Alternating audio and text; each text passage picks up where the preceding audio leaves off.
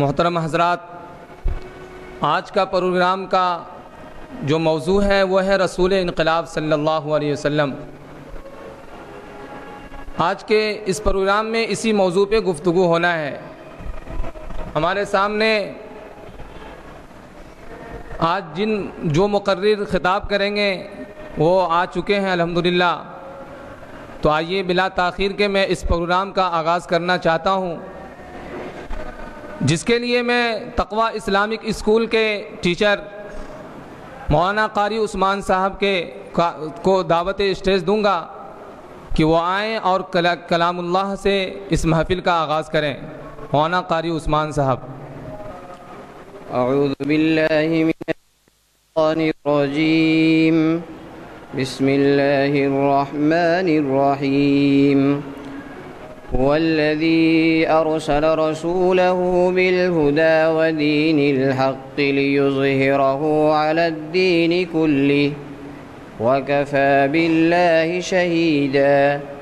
मुहम्मदुर रसूलुल्लाह वल्लज़ीन मअहु अशिद्दाउ अलल कुफ़्फ़ारि रुहमाउ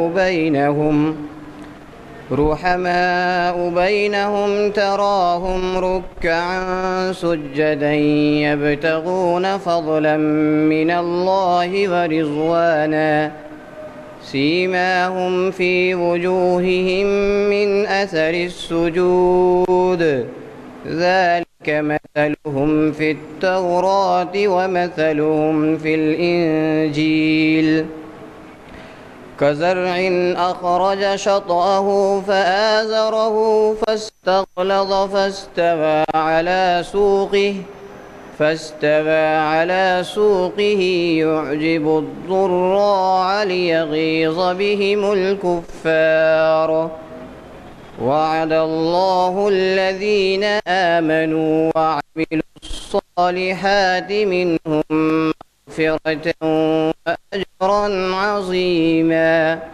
صدق الله العظيम। जो आयत आपके सामने तिलावत की गई उस आयत का तर्जुमा पेश खिदमत है। वही है जिसने अपने रसूल को हिदायत और दीन हक़ देकर भेजा ताकि उसे तमाम दीन पर गालिब कर दें। उसकी गवाही के लिए अल्लाह काफ़ी है। मोहम्मद सल्लल्लाहु अलैहि वसल्लम अल्लाह के रसूल हैं और जो लोग उनके साथ हैं वो काफिरों पर सख्त और आपस में नरम दिल हैं। तुम उन्हें देखोगे कि रुकू और सजदे कर रहे हैं, अल्लाह के फ़ज़ल और रज़ामंदी की जुस्तजू में हैं। उनकी निशानी उनके चेहरों पर सजदों के असर से है। उनकी यही निशानी तौरेत में है और इंजील में है। उस खेती की तरह जिसने अपना अखुआ निकाला, फिर उसे मजबूत किया और मोटा हो गया, फिर तने पर सीधा खड़ा हो गया और किसानों को खुश करने लगा ताकि उनकी वजह से काफिरों को चिढ़ाए। ईमान वालों और नेक आमाल वालों से अल्लाह ने बख्शिश और बहुत बड़े सवाब का वादा किया है। अस्सलामु अलैकुम व रहमतुल्लाहि व बरकातहू। हमारे सामने बीपी गुप्ता साहब तशरीफ़ ला चुके हैं। मैं उनसे बहुत ही अदब व एहतराम के साथ गुजारिश करूंगा कि बीपी गुप्ता साहब डायस पर तशरीफ़ लाएं। आइए मैं अपने प्रोग्राम को आगे बढ़ाते हुए मैं इंग्लिश में तकरीर करने के लिए तक़वा इस्लामिक स्कूल के स्टूडेंट रैयान फैयाज़ को मैं दावत स्टेज दूंगा कि वो आएँ और इंग्लिश में अपनी तकरीर को पेश करें हम सामने इनके सामने।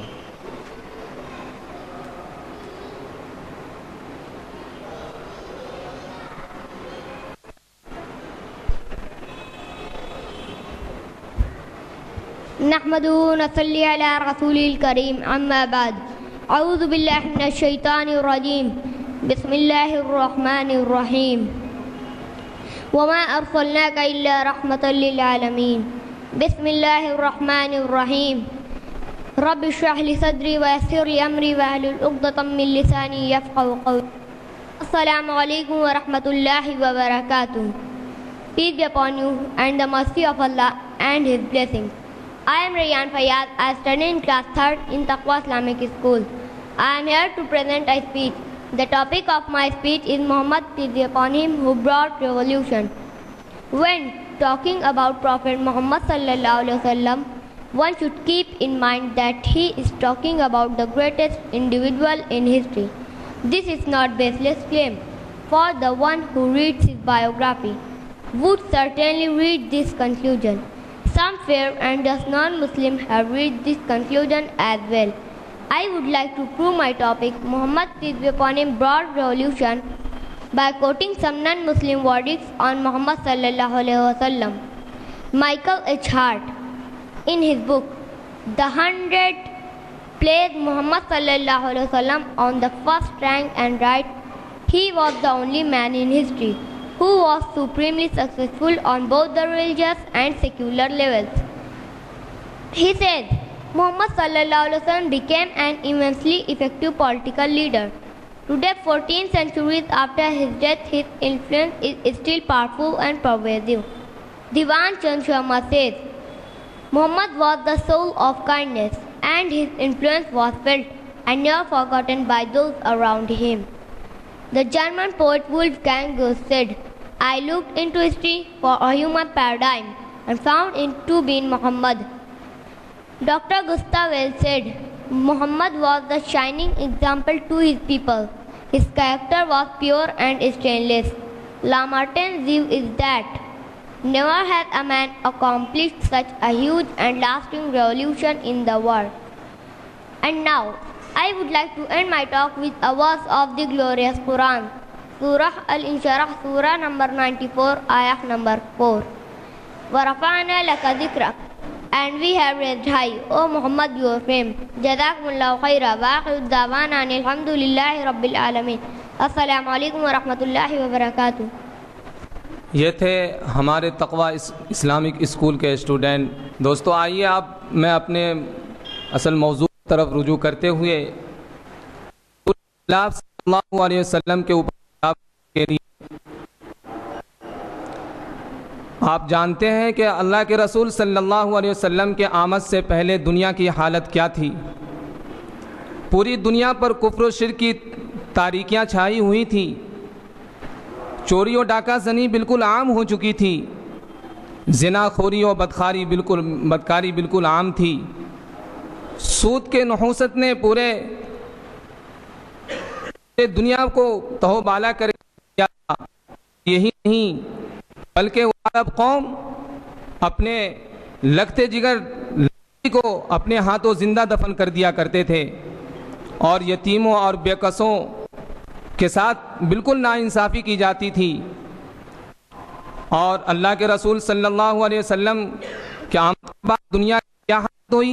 आइए इस मौजू पे ख़िताब करने के लिए मैं बीपी गुप्ता साहब को दावत स्टेज दूंगा। बीपी गुप्ता साहब एक समाजी कारकुन है। तहक़ीक़ हक़ आपका खुसूसी ज़ौक़ है। आपके मज़ामीन अक्सर रसायलों अखबारात में शाये होते रहते हैं। आप कई किताबों के मुसन्निफ़ भी हैं। तो आइए इस मौजू पे इन्हीं से सुनना ज़्यादा बेहतर होगा। मैं दावत स्टेज दूंगा बहुत ही अदब व एहतराम के साथ बीपी गुप्ता साहब को कि वो डाइस पर आएँ और हम सामईन के सामने अपने बातों को रखें। बीपी गुप्ता साहब। धन्यवाद अंसार साहब और सभी IRO परिवार और आप सभी श्रोतागण, आप सभी के खिदमत में गुप्ता जी का सलाम अर्ज़ है। आज इस मौके पे हम और आप इकट्ठा हुए हैं। एक बहुत ही अच्छा विषय है हमारा आपका, रसूल इनकलाब। इसका मैं हिंदी कर लेता हूँ, बहुत कम उर्दू बोल पाता हूँ, ये समझिए बोल ही नहीं पाऊँगा। इसको हमने हिंदी ट्रांसलेट कर लिया अपने हिसाब से क्रांति दूत,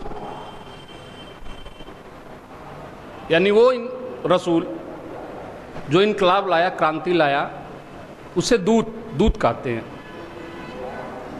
स्पष्ट कर दूं दूत को, फिर आगे बढ़ते हैं अपने विषय पे। यहाँ हम लोग एक धार्मिक मंच पे खड़े हैं। दूत उसे कहते हैं जो ईश्वर की तरफ से अवतरित हुआ हो और ईश्वर की ही बात लेके उसके आदेशों को, उसके संदेश को, उसके उपदेश को अक्षरशः बिना उसमें कोई मिलावट के, मिश्रण के मनुष्यों तक पहुंचा दे, उसे ही दूत कहते हैं। उसी विषय पे हम और आप चर्चा करेंगे आज। सामाजिक व्यवस्था हमारी कैसी रही है? जहां तक मानव समाज निर्माण की बात है तो ये एकदम आज के दौर में एकदम तबाही के कगार पे है। तबाह हो चुका है मानव समाज। ऐसा इसलिए नहीं है कि इसके सिर पे कोई संहार का बहुत जबरदस्त तलवार लटक रहा हो, ऐसा नहीं है। ऐसा इसलिए है क्योंकि इसने अपने उन मानदंडों और मूल्यों को भुला चुका है जिस पे इसको खड़ा होना चाहिए था, जिस पे इसको खड़ा होना चाहिए था। इसलिए ये एकदम संहार की तरफ चला गया है, पतन हो गया है मानव समाज का। ऐसे समाज में हमें आवश्यकता है एक क्रांतिकारी दूत की, कि वो आए और हमारे समाज का निर्माण करे। हम इंसान उन मानदंडों को भूल गए, उन मूल्यों को भूल गए जिसकी छत्र छाया में हमारी संस्कृति अच्छा विकास पाती, लेकिन हमने उसको भुला दिया। आज भारत वर्ष समेत पूरा विश्व अपने सांस्कृतिक और सभ्यता की विकास के लिए पश्चिम की तरफ आस लगाए रहता है। जो कुछ पश्चिम दे उसे ही हम लें, अपनी संस्कृति की, सभ्यता की विकास करें, समाज का निर्माण करें। जबकि हम और आप अच्छी तरह भली भांति परिचित हो चुके हैं कि पश्चिम के पास समाज को देने के लिए कुछ है नहीं। उसके लाभ और हानि से हम और आप परिचित हो चुके हैं। उसके पास कुछ नहीं है समाज को देने के लिए। ऐसा नहीं है कि पश्चिम भौतिक स्थिति से बहुत दयनीय स्थिति में चला गया, ऐसा नहीं है कि वो आर्थिक स्थिति से और सैन्य शक्ति से एकदम क्षीण हो गया हो, ऐसा भी नहीं है उसके पास। लेकिन मानवता को देने के लिए उसके पास, उसके कोष में अब कुछ भी शेष नहीं रहा है। वो मानवता को क्या दे? हम और आप पश्चिम की तरफ आस लगाए रहते हैं, पूरी दुनिया आस लगाए है पश्चिम की तरफ। पूरब की भी स्थिति इससे कुछ अलग नहीं है। पूरब ने भी प्रयास किया मानव सभ्यता को कुछ देने के लिए। अपने पहले कदम पे उसने प्रभावित किया पूरब और पश्चिम दोनों को। इसका एक कारण था क्योंकि वो अपने कुछ सिद्धांत पे था, लेकिन धीरे धीरे धीरे धीरे वो सिद्धांत से भी इंसान हट गया और फिर पतन की तरफ चला गया। इसमें मैं सबसे पहला स्थान देता हूं मार्क्सवाद को, मार्क्सवाद के आर्थिक व्यवस्था को उसने दिया। लेकिन देखिए आज मार्क्सवाद अपने पतन की ओर है। सिर्फ एक वर्ग के लिए उसने व्यवस्था दिया, कमजोर वर्ग, सिर्फ वो उसकी तरफ आकर्षित हुए। अध्यात्म को छोड़ दिया, वो सिर्फ एक पक्ष पे बात किया मार्क्सवाद, अर्थ पे। और दुर्बल, गरीब और अर्थ से कमजोर लोग उससे प्रभावित हुए, उसके साथ आए। देख लीजिए आज वो किस स्थिति पे है। लेनिन का वो सर्वहारा और बुर्जुआ वर्ग भी आज पतन की ओर है, अपनी मौत मर गया। सिर्फ वही लोग आकर्षित हुए थे, या तो अर्थ से बहुत कमजोर थे या तानाशाही, बहुत दिनों तक तानाशाही को सहते सहते उससे आजी जा चुके थे। लेकिन धीरे धीरे धीरे धीरे वो भी खत्म हो गए, क्योंकि सिर्फ एक पक्ष था। हमारा मानव समाज सिर्फ एक पक्ष से नहीं चलता, उसको अर्थ भी चाहिए और अध्यात्म भी चाहिए। अगर सिर्फ अध्यात्म को लेके हम चलें तो भी हम असफल हो जाएंगे, सिर्फ अर्थ को लेके चलें तो भी हम असफल हो जाएंगे। और ये जितनी भी व्यवस्था आई सिर्फ एक पक्ष पे लिया। आश्रम और खानकाह पैदा हुए तो सिर्फ अध्यात्म की बातें किया, अर्थ को छोड़ दिया। तो व्यवस्था को फेल तो होना ही था। हमें ऐसे नेतृत्व चाहिए